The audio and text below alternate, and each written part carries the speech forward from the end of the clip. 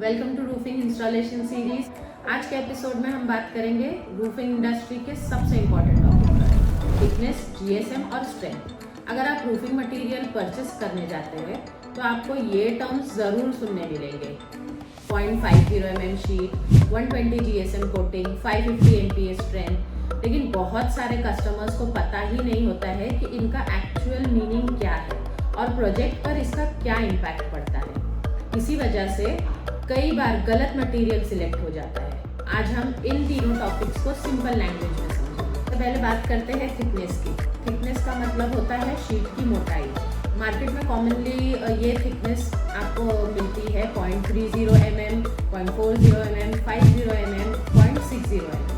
अक्सर कस्टमर्स सिर्फ price compare करते हैं और जब रेट कम मिलता है तो लगता है मटेरियल सेम है, लेकिन रियलिटी में थिकनेस का डायरेक्ट इम्पैक्ट होता है स्ट्रेंथ पर, ड्यूरेबिलिटी पर और लाइफ पर। एग्जाम्पल समझिए, अगर दो शीट्स दिखने में सेम है, शीट ए 0.30 mm, शीट बी 0.50 mm, तो ऑब्वियसली 0.50 mm शीट स्ट्रॉन्ग होगी, बेटर लोड हैंडल करेगी, डेंट रेजिस्टेंस ज़्यादा होगा, लाइफ ज़्यादा होगी। इसलिए सिर्फ कलर देखकर शीट कंपेयर नहीं करनी चाहिए। बहुत बार बजट बचाने के लिए थिनर शीट सिलेक्ट कर ली जाती है। उसके बाद प्रॉब्लम शुरू होती है, wind pressure, vibration, sheet bending, foot traffic damage, early wear and tear और फिर मेंटेनेंस कॉस्ट बढ़ने लगता है।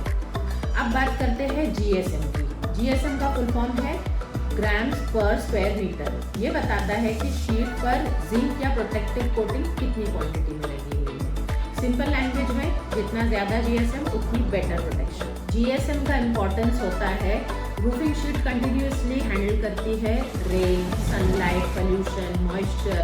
अगर कोटिंग कम होगी तो शीट जल्दी रस्ट होना स्टार्ट कर देगी। इसलिए जीएसएम रूफिंग शीट की लाइफ में बहुत इंपॉर्टेंट रोल प्ले करता है।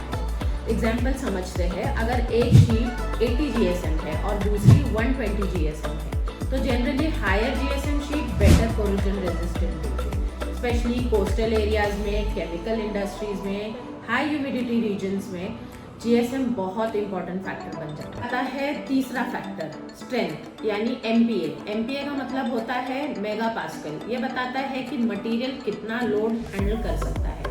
मार्केट में आपने सुना होगा 245 MPa, 350 MPa, 550 MPa।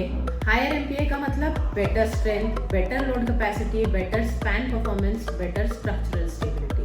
फैक्ट्रीज और वेयर हाउसेज में रूफ को हैंडल करना होता है wind load, rain load, maintenance load, structural movement, इसलिए स्ट्रेंथ कॉम्प्रोमाइज नहीं करनी। मार्केट में एक कॉमन मिसअंडरस्टैंडिंग होती है। बहुत लोग सोचते हैं थिकनेस ज़्यादा है तो शीट बेस्ट है, लेकिन रियलिटी में रूफिंग क्वालिटी डिपेंड करती है थिकनेस, जीएसएम, स्ट्रेंथ, ये सब चीज़ों पे। इन तीनों का कॉम्बिनेशन, अगर थिकनेस अच्छी है लेकिन जीएसएम लो है तो रस्टिंग का रिस्क रहेगा।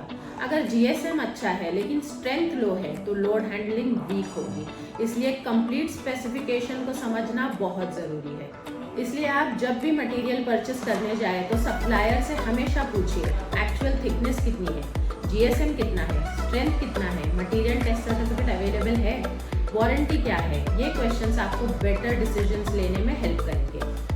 हमने कई प्रोजेक्ट्स में देखा है कि कस्टमर ने सिर्फ रेट कंपेयर किया, बाद में पता चला थिकनेस कम थी, जीएसएम कम था, स्ट्रेंथ लोअर ग्रेड की थी और कुछ सालों में रूफ प्रॉब्लम्स देने लगी। इसलिए रूफिंग में सिर्फ लोएस्ट प्राइस देखना स्मार्ट डिसीजन नहीं होता है।